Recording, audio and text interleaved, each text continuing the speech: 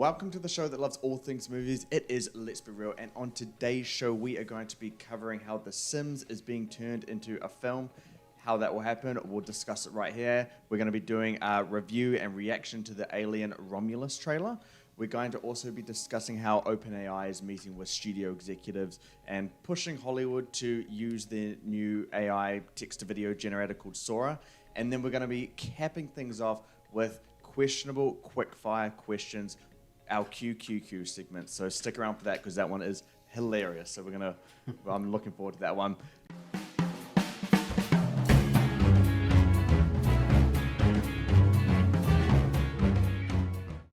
I'm James, that's Nayan, and we're coming to you from Australia and New Zealand today on this Sunday afternoon. So before we jump straight into things, we just want to thank you guys for joining us. Your support and engagement as we've been moving to video has been cool. Really loving to see people commenting and stuff like that. So thank you. If you do have any suggestions, ideas, topics and stuff, flick us a message anywhere or a comment below, whatever it is best for you. And then who knows, it might just make it into a show. We can discuss it. Again, appreciate you guys for joining us. So without further ado, let's just jump straight into things. All right, so The Sims, that life simulation video game, one of the most popular video games of all time, and one video game I've been begging to have online and multiplayer in because I like to play it with friends. I don't like to play it by myself, but I love The Sims games. It is being turned into a film, and I have no idea how that's going to work, but it is going to be directed by the director of Loki season 1, and we know how great that was. She's also going to write the film as well. That's Kate Herron. Margot Robbie and her production company, which is called Lucky Chap, or as I like to call it, Nayan, they're going to be producing the film. I just clicked. Yeah. The Sims being a live action movie coming from that kind of video game, it shares similarities to Barbie. There's no question about that. Perhaps that's why Margot Robbie and the team are behind this. But I think it shares a little bit more similarities with the Lego movies. I mean, Barbie has defined characters. Barbie, Ken, all that kind of stuff. Lego movie, it's not really character-based unless it's pulling in, Lego Batman or Superman and stuff like that. But the main character is just a random Lego figure. But Nayan, how does The Sims look to you in your mind on how it would be as a film? I have no idea. It's an interesting video game to be adapted into a film.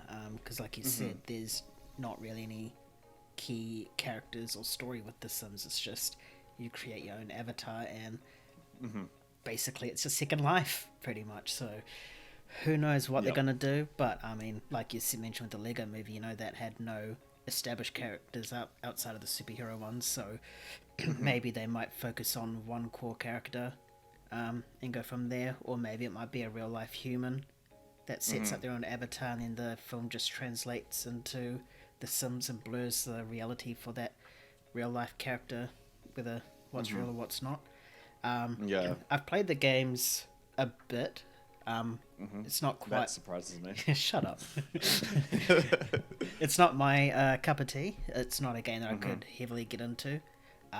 So I'm not overly excited for this, but I am interested in that Margot Robbie's production company is gonna be behind this, and I'm sure, and the Loki director, of course. So I think we definitely have a similar hit, similar to Barbie, on our hands. I mean, we've got Minecraft that's gonna blow everyone's expectations next year in regards to box office, and I'm sure The Sims will do just the same because that's a widely popular gaming franchise as well. But just have to wait for more details to come out. Yeah, for sure. I mean, it's funny you mentioned Minecraft because Minecraft is live action, which again makes no sense. I have no idea how this can look or feel since Minecraft is distinctly animated because of the blocks. Yeah. Unless they got, best production design kind of set design where they chop up the New Zealand hills into blocks and then they operate that way. I would love that. But I doubt they're going to go to the extra effort for Minecraft. That's just my prediction there. But yeah, man, I'm like you. I don't know how this is going to go. I've logged shamelessly a lot of time into Sims. I love The Sims. Just because when life gets you down, you just run to the life that you want, and that is in The Sims. Get money hacks. You can't do that in the real world, but you can do it in The Sims. But that's besides the point. How this can work, I mean, what would you prefer? Would you prefer it to be just, entirely in the Sims world, or would you like it to, interchange with like a real life human absorbing their life into this game and not living in the real world? How would you want the movie to go? Probably the balance between real and fake. The way I see this going is exactly like Barbie. You got Barbie Land, so I'll just refer Barbie Land as Sims Land, where it's a virtual world, and you got the real world.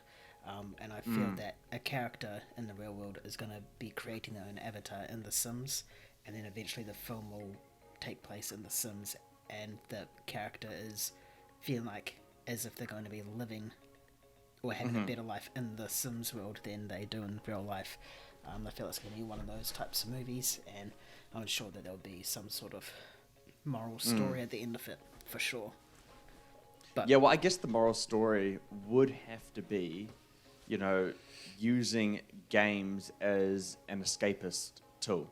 Yeah. To escape from the real world, to jump into a reality that you have more control over, per se, because you go through Barbie and it has a lot of feminist background to it, and it has a lot of history that it can use, and it can really target women and being a woman, all that kind of stuff, while The Sims is just random characters. So it would have to be a more universal, I guess, hook to it, in terms of people, everybody being able to escape their real life to go to one in The Sims. And I think that is probably where it can go best of all.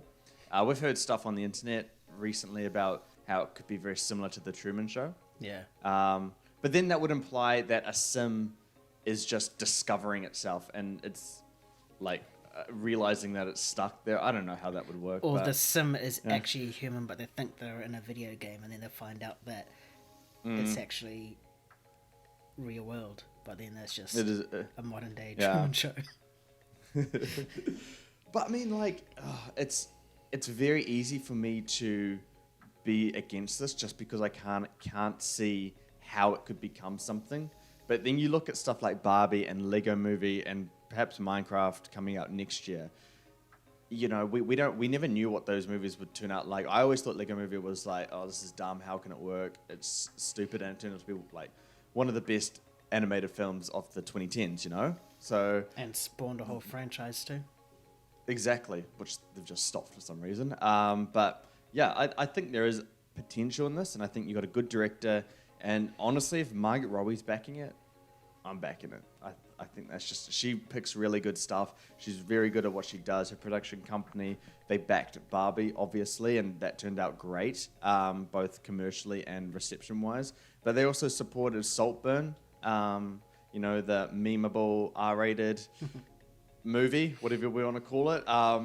It supported that one, and sure, that has its divisive nature to it, but it's a bold movie to be a part of and to back, which Lucky Chap, her company, did. So I'm on board. I just need to see something from it to really get excited. Are you similar in that respect? Yeah, pretty much. I mean, yeah, I guess this is just the first stage. I've just announced this, but I'm sure once we get castings and a bit more plot details, I think that's when the gears will start kicking in, I reckon. Yeah, and one final question before we move on to our next topic. Margot Robbie, do you want her to be front and center leading this film, or should someone else kind of take this one? Someone else take this one. Otherwise, it's just going to be compared to Barbie so much. So. Yeah, completely agree. I mean, and I'm pretty sure Chris Pratt in a lead role. I'm pretty sure Margot Robbie said that she wants to take a break from acting. Don't quote me on that, but I'm pretty sure she said that she wanted to focus on the producing side for a bit. So maybe this is her step into that. That would be cool, yeah. I think she could. I think she's really going to flourish as a producer. Just, she knows her stuff. She knows what people want and how to make great films, and what films are going to be great, I think. So I got a lot of faith in her, and I have a decent amount of faith in this movie. And I'm just glad that Kate Herron is going to get a chance to produce something direct something like this, because Loki season 1 is so good amongst the shit of the MCU that we've had in Phase 4. So I'm glad she gets the opportunity to do something here. For sure. Yeah. All right. So, Alien Romulus, a movie I wasn't particularly too excited for because it is a franchise that is desperately trying to recapture the golden days. Because, since Aliens, I haven't really liked much Alien stuff coming out after that, and that was ages ago.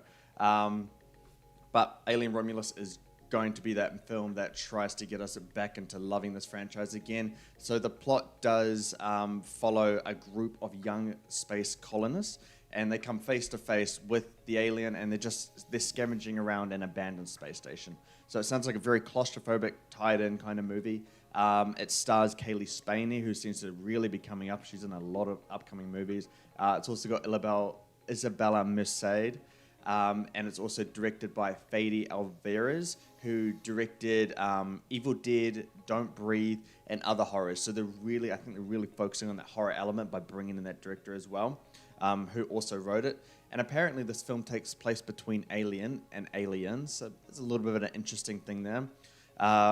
The director has also said that he's shown it to James Cameron, Ridley Scott, who have both loved it for different reasons though. And the director, Alvarez, he sought out the special effects crew from the film Aliens to help with practical sets and practical effects to really ground the VFX that are going to surround this. So, Nan, you've seen the trailer. You know these extra little details. Are you pumped for this movie? Are you excited? What did you think? No, I'm not excited. I'm not a big fan of the Alien franchise anyway. I think, it's similar to Star Wars. There's more duds than there is hits.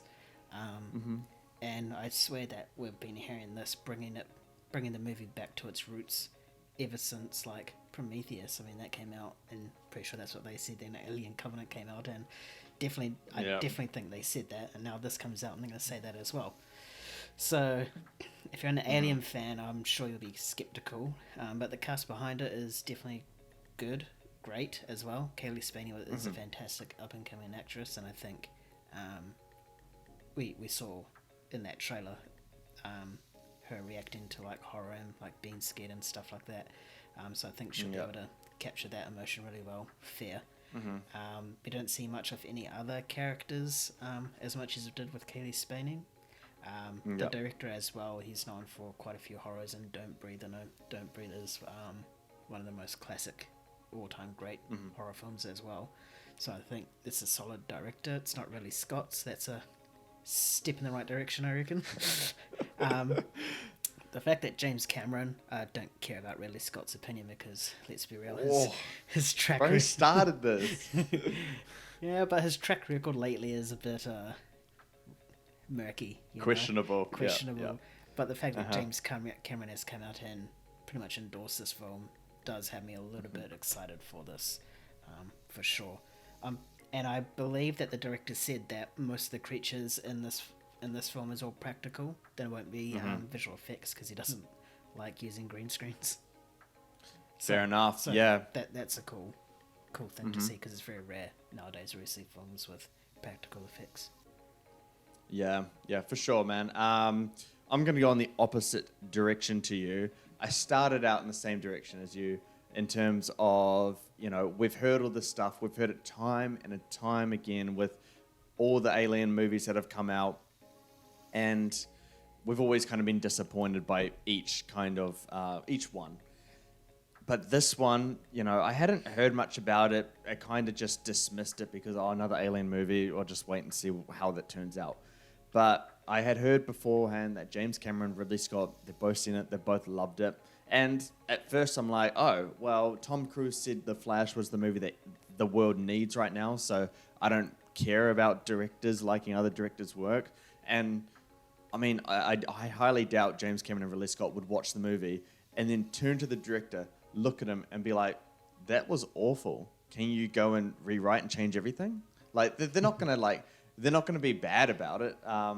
But I think it does support the other stuff we're hearing about this movie. The fact that the practical effects are coming more into play than what we've had in the past. I think that's going to add a ton of realism. I think it's going to ground the film more. And I think with this movie, the plot is exactly what it needs to be.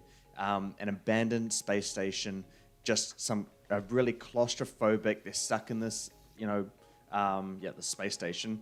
and they're fighting off the alien. I think that's all an alien movie needs to be. It doesn't need to span, these massive like planets and all that stuff. I think just having it claustrophobic, making it deeply horror. I think that's all you need. The director, well, I don't consider him to be like some great director. He's in his element here, and that's horror.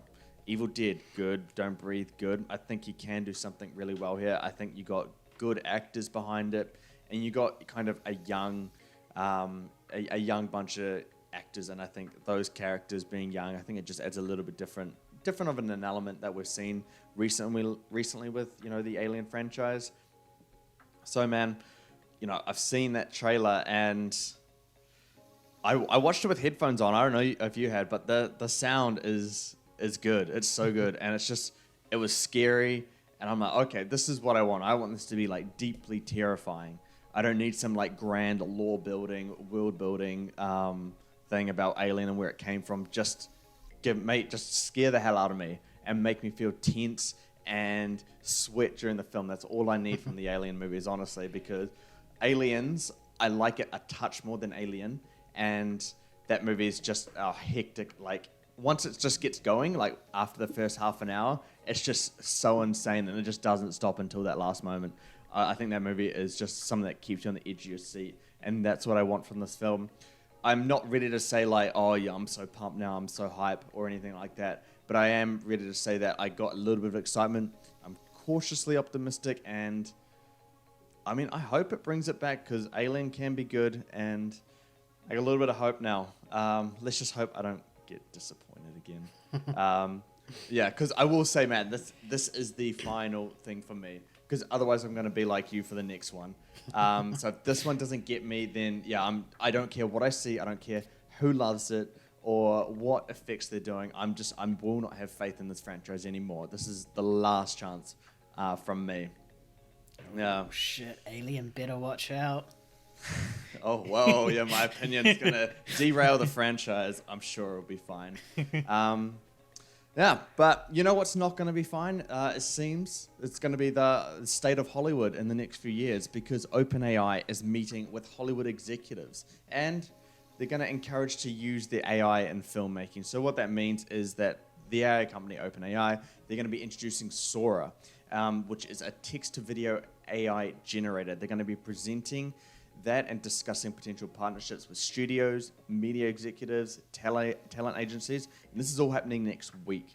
So I don't know if anyone here has seen Sora or what it is capable of, but if you go into the Instagram of OpenAI, you can go into the reels that they do, and you'll see what Sora is all about. Me and Nan have seen videos that Sora has done, and it's convincing. It's scarily very, very good. It does scare me a little bit, but Sora, the app, will be publicly released later this year, which means people like you and we can use it for our own personal use.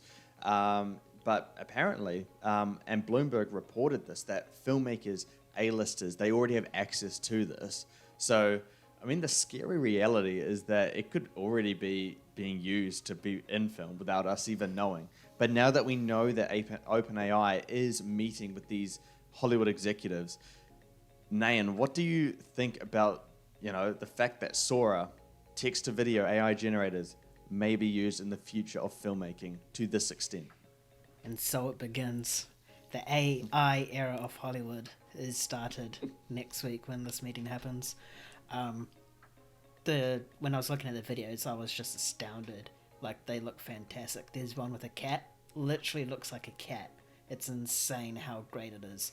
And to be fair, the fact that it looks so detailed and so, like, realistic means that the visual effects companies nowadays could, go down. I mean, the quality of visual effects in recent films, especially last year, The Flash, was horrendous, and if an AI company can make a film look beautifully gorgeous in its CGI's sort of aspects, then I believe studios will jump out and be like, yeah, sure, why not? We'll take it on because we'll get a decent looking product.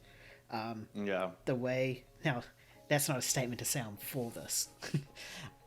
In previous podcasts, we said that if they are going to use AI, it should be used as a tool. Yep.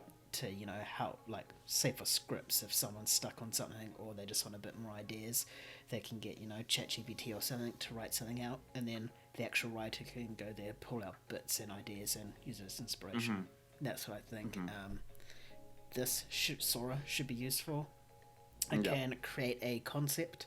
I'll just use the green elephant one because that's the first one that comes to my head when I watch a bunch of them. The green elephant. Oh, is that the leafy? The elephant with leaves? Yeah. Yeah, like, it can... they can just get something from Sora, and then they have, like, a base image on that, and they can work on that to make it better. So AI will be doing the thinking, so to speak, and then the visual effect artists can, actually use their craft to polish it up and make it all nice. So I think that's the best way. How AI should be used in Hollywood is as a tool, not to replace someone. And I think that was a quote in a previous podcast of ours. Yeah, man. We've covered AI in Hollywood quite a bit now, and it seems to be getting very, very close to reality, especially seeing Sora and stuff. But I think you absolutely nailed this on the head, because it should just be a tool, and there should be regulations around using it.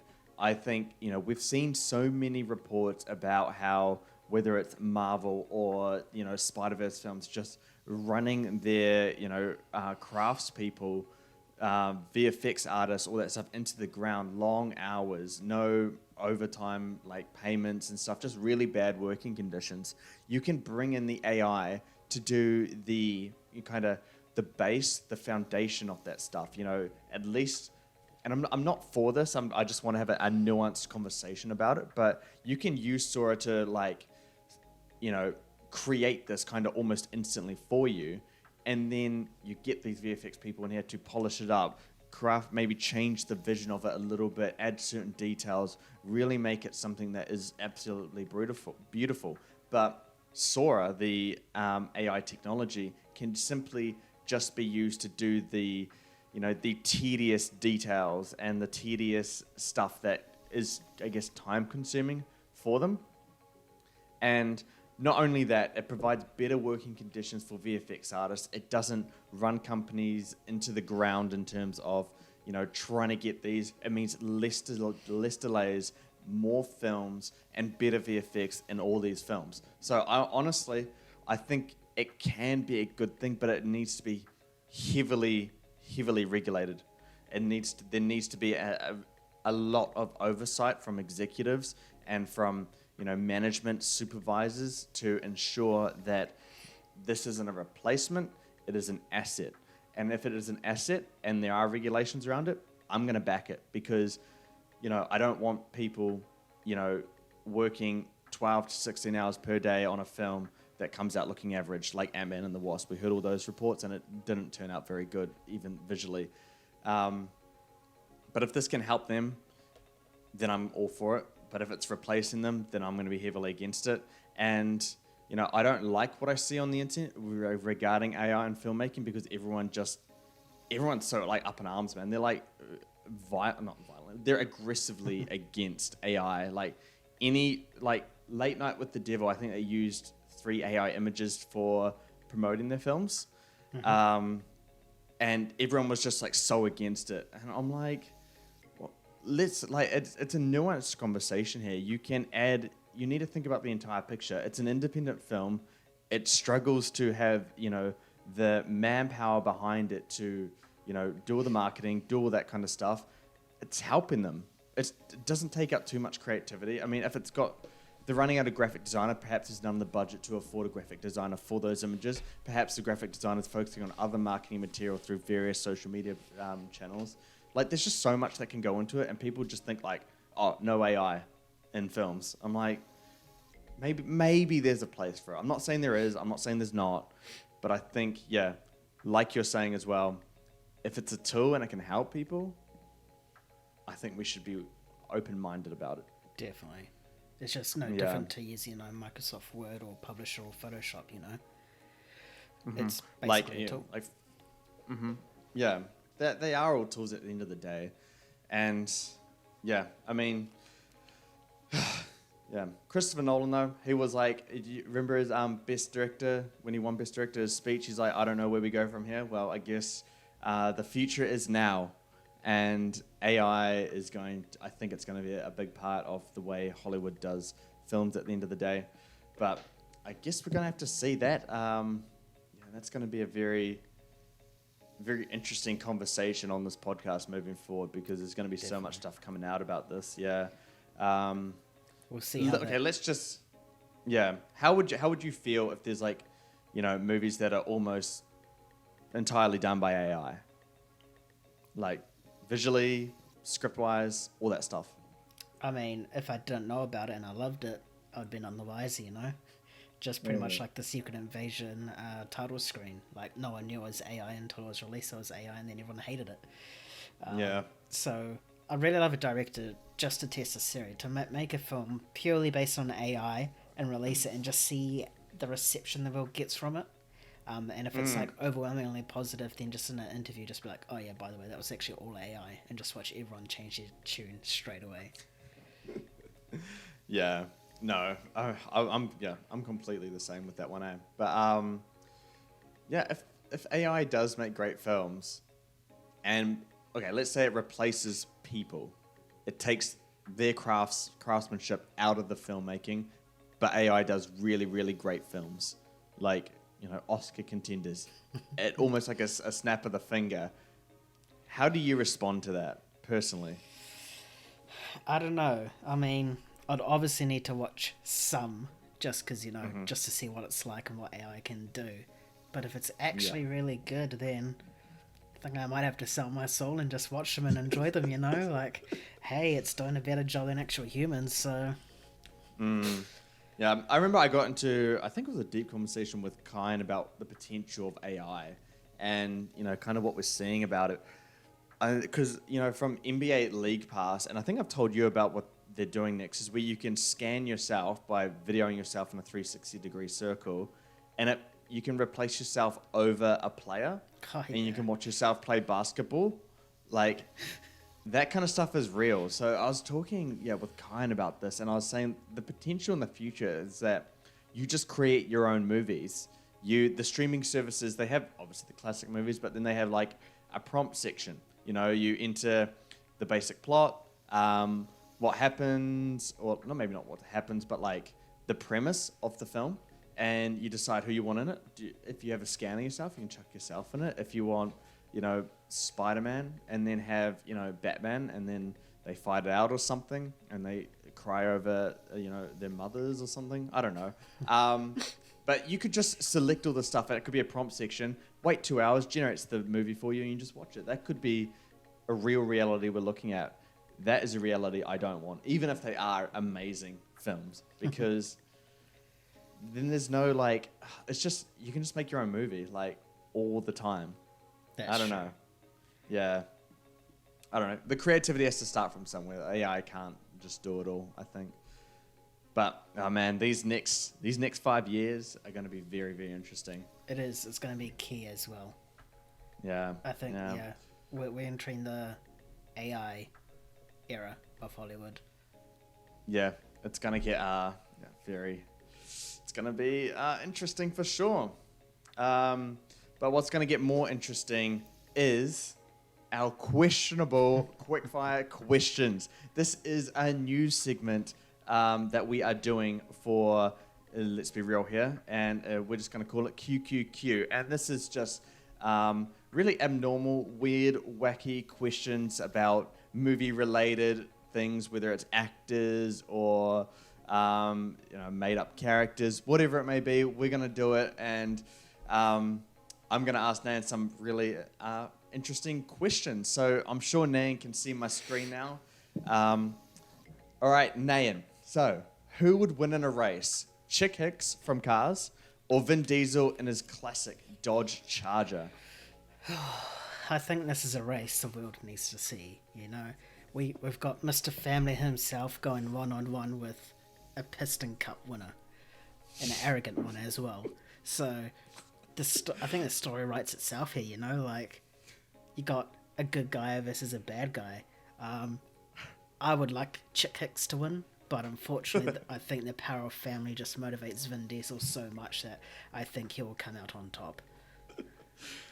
Yeah, no, I mean, you can't beat family. It's the man that has defied death 1,000 times in the most Ridiculous silliest ways. Yeah, I mean, like, Chick Hicks could do anything, man. He could light him on fire. He could blow him up. Vin Diesel would just jump to the other side and win the race. He just knows how to come out on top every single time. I agree with that one. But I think the point that I agree with most is that the world needs to see this race.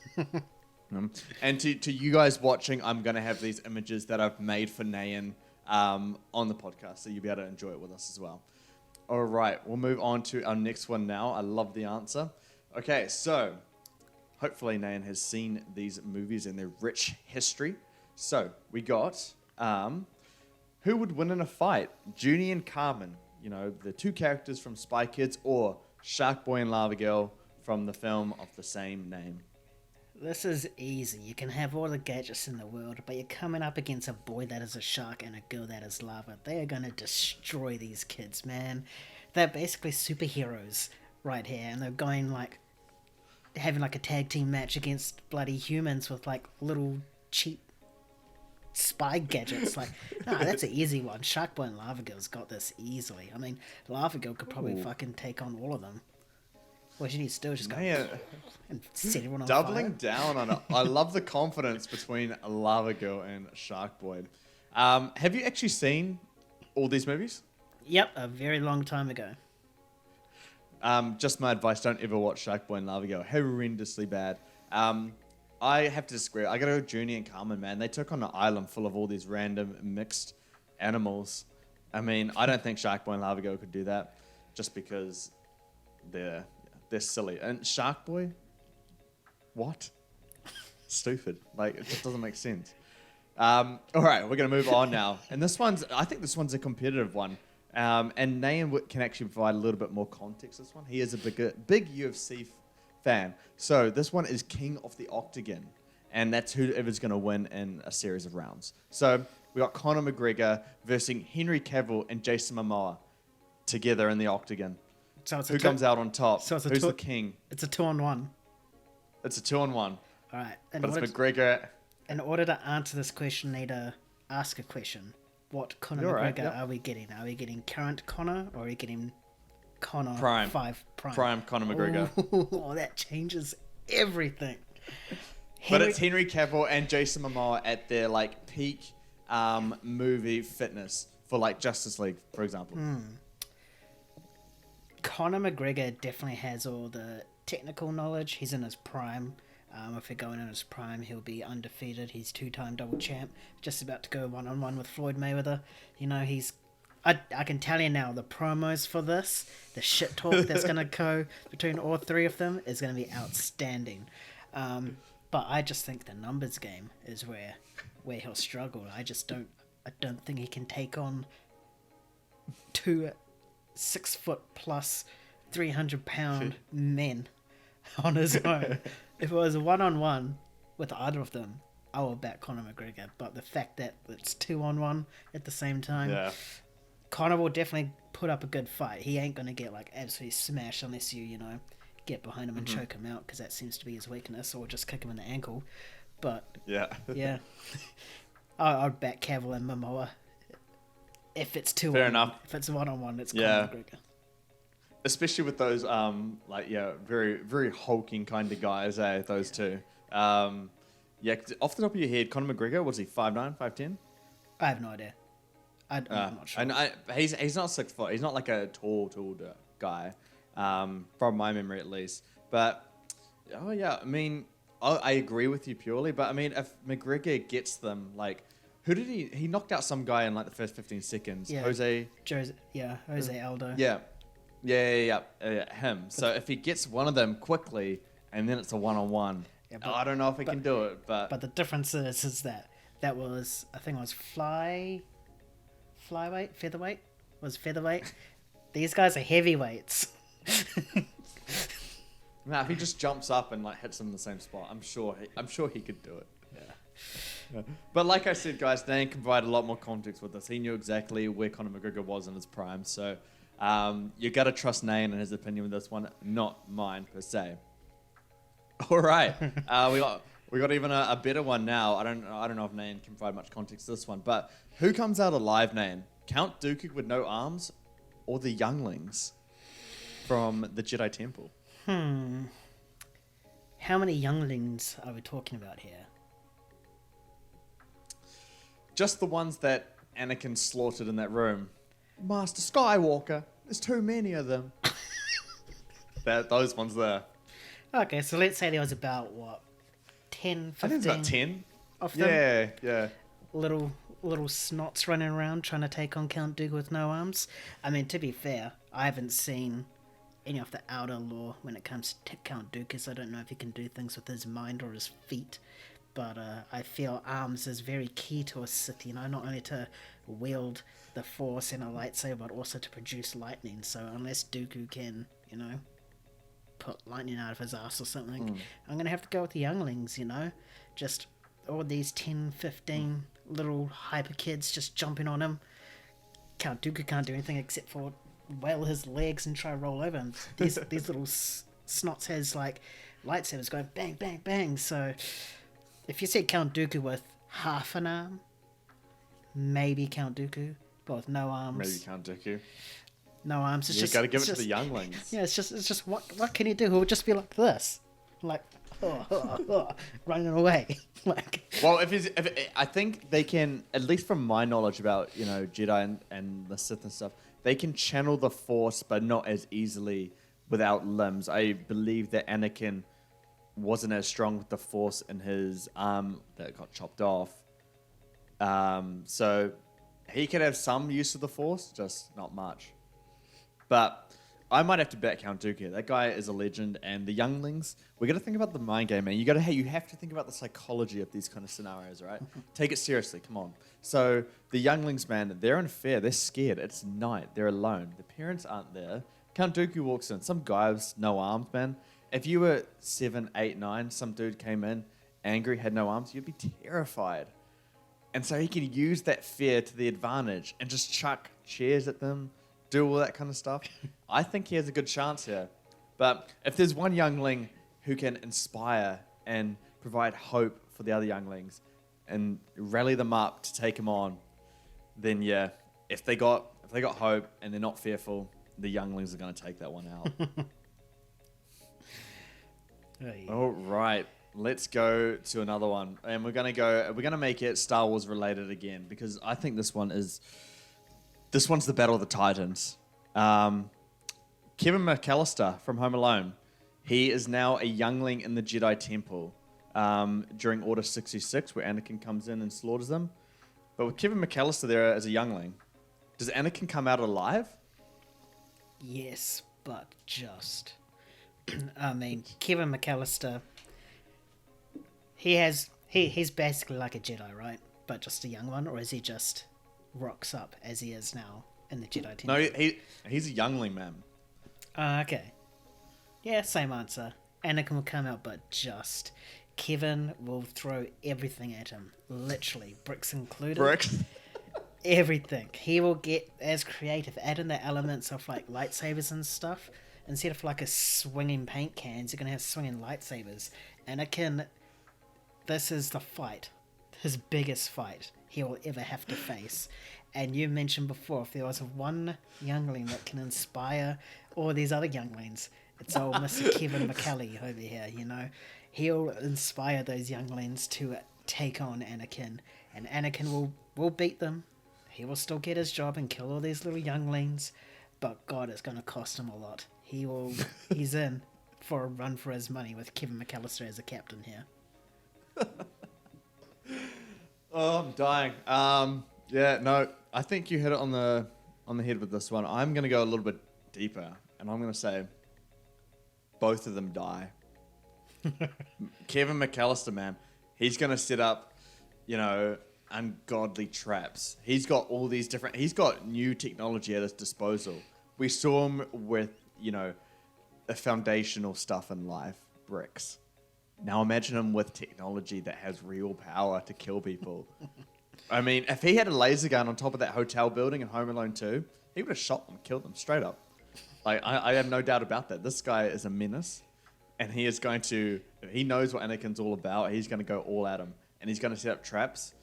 But I do believe that Anakin, he's on a very angry path, a very dark path. I think he is just going to go straight towards Kevin McAllister's throat and kill him as soon as possible. But he'll think that he defeated the mighty Kevin McAllister. But in fact, Kevin McAllister's smarter than that, man. He sets up traps outside, and Anakin dies. I think they both kill each other, and then they have the rematch in heaven. Actually, no, they're probably both not going to heaven at this point. But yeah, I think no one comes out on top. You got two people at the peak of their powers, and they're just as strong as each other and powerful as each other as well. So yeah, you got to give it equal for this one here. All right, now I got a bit of a challenge for Nan. So we got Nan's favorite animated characters. We got the Penguins of Madagascar. So if the Penguins of Madagascar, they had 1 year, 365 days, and the entirety of the US military budget, do you think they could achieve world peace? Possibly. There's only been one instance where the world has been united, and it's the closest to world peace we ever get, and that's 2016 when Pokemon Go came out. Everyone was playing that game. Even non-Pokemon lovers are playing that game. That is the closest to world peace the world's ever going to see. But these little crafty little birds, we can see what they can do in the 3 films and their own TV series. They are smarter than the average human. They are, more creative than the average human. Chuck in a US military budget. The world is their oyster. And these 4 penguins, just Kowalski alone, he can be the mascot. Everyone is just falls for the disabled sort of animal looking ones, and that's why he's a fan favorite out of the penguins. But 1 year, military budget, the world is going to unite over 4 penguins. So you think they could, stop all the famine and the war going on in the world? How would they do that with the military budget behind them? I have no idea how they can do it. I know that they are crafty. They will find a way. If they can build a plane out of trees and debris to make it fly, they can cure world hunger, They can do everything. They can stop all these wars in the Middle East and Russia and Europe and America and everywhere. They can even go as far to stop global warming. That's right, the sun is no match for these penguins. They will create some sort of, thin their own ozone layer somehow and chuck it up in the sky to protect everyone. And they'll somehow bring the ice back into Antarctica and the Arctic, So, these guys, I wouldn't be surprised if they can pull the Titanic from down the bottom of the ocean.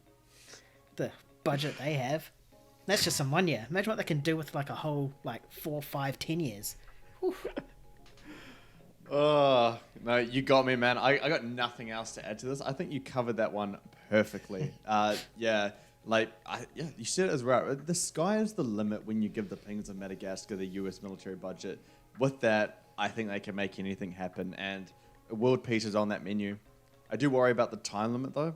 1 year it's a really short amount of time to bring about world peace. Yeah. I mean, Pokemon Go did that in 6 months, so I think these crafty little birds, they've got our backs. They can do something, yeah. I would elect them to be the Prime Minister or President of the Earth. They got my vote. Mine too. After the reasoning you just gave me, I think you did a fantastic answer there. I hope you enjoyed our questionable quickfire questions. Nayan, any thoughts on the questions? Next time we do this segment, do you want even more bizarre questions, or should we dial it back a little bit? Hell no. We have a whole podcast of being serious. This is just a fun, stupid segment that we can just have to, have fun with and hopefully entertain our fellow viewers. So for sure, If anyone has any question ideas, smack them down in the comments and let us know, and I'm sure we'll feature in future segments. Oh, yes. If you are watching, you've made it this far into our question segment, drop a question down below, and no matter how ridiculous and stupid it is, or how great it is, we will answer it on the next segment of QQQ. But that will do it for us today on today's episode. We hope you guys enjoyed our discussion, particularly the last segment we just did. Thank you guys so much for tuning in. Your support and engagement does mean a lot to us. If you did like hearing about us, be sure to subscribe to us on YouTube, comment below, like, ring the bell, all that kind of stuff. If you are listening on the podcast, then just be sure to follow us and give us a rating on your podcast platform that you're listening from. And if that's too much for you, you can just find us on any social media platform that you can find, because we're on pretty much all of them. And otherwise, you know what to do. Moviegames.com, that's where you can find all of our deeper content there, box office, physical media, award season, reviews, all that stuff. Otherwise, if you are too lazy for all the things I just mentioned, you can just sign up to our weekly newsletter. The link is just below, so just sign up to that and you'll get everything delivered straight to you. Thanks again for joining us, everyone. We'll catch you next time. Keep bringing the hype.